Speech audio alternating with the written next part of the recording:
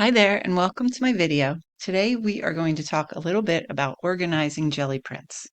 If you're anything like me and you've been on a total jelly printing stretch, making all these wonderful colors on paper, you at some point will get buried with all of these prints. So I'm going to show you the way that I organize prints today, and maybe it'll be helpful to you with your prints as well. So the first thing I want you to do is think about what your projects are and how you'll be looking for the actual prints.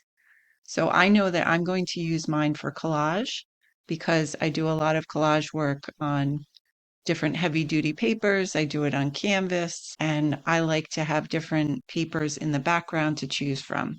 So the way I look often for my prints is for color and texture. So I know that that's something that I sort by, but you may use them in a different way. Maybe you use them visually. You want to see different shapes, or you need different textures of the papers.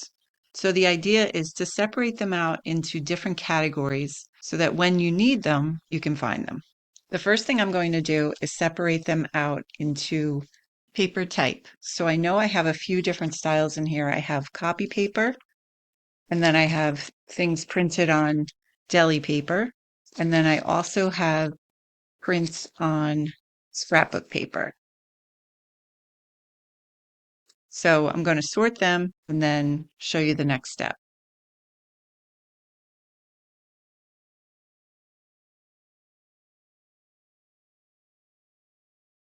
So here we are after separating them. I have them in 3 piles. This first one is kind of a mishmash of papers. They don't really go into one certain category because they're all different kinds. There's rice paper, there's collage paper. So I'm just going to keep them together like a miscellaneous pile. The second pile is copy paper, craft paper. So those are all the same size. And then the third pile is all the deli paper prints.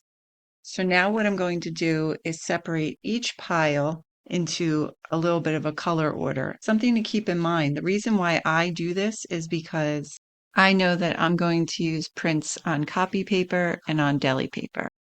If I print them on other papers, I may not use them because I don't know how those papers behave in collage. So your system may be different, but this is just how I do it.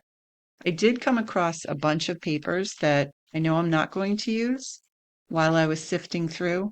Actually, I will use this one, but something like this, it was kind of like a practice print. I'm not going to use that. So this is all going into the garbage.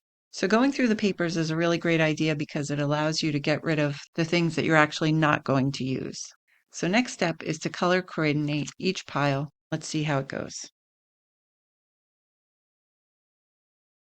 So now that I have all these color coordinated in the different piles with the specific substrate, I'm going to clip them so that when I'm looking for a specific color, I'm in the general group. But before I do that, I'm going to just take these random pieces and put them in.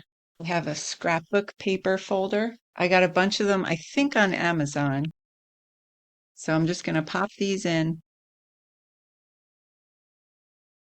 It's an easy solution for random papers.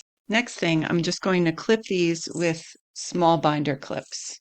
You can use any size that you like, but I find that if I do them in small groupings, then they're easier to organize and also kind of keep track of what I have. So just clipping them like this, and there's a group of pinks.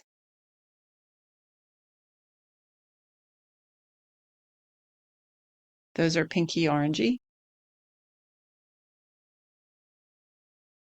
And there is no science to this. It's just what you like and what you prefer. Because this one could probably go in a pink one, but I'm putting it in the neutral yellow group. These are aqua and blue, and these are purple and neutrals. So it's whatever makes sense to you, how you're going to remember is what works. So I'm going to do this with the deli papers, and I'll be right back. So here are the jelly prints on deli paper. It's kind of pink and orangey, the teal and blue colors, purple and neutrals. This is light colors.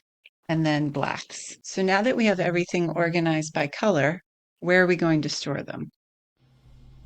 So here is a little space on one of my desks in my art room that has a stand-up file holder. So this folder is for prints I need to scan, and then this one is for the actual prints that I can use. And because I've separated them already by substrate and color, I know how to find them.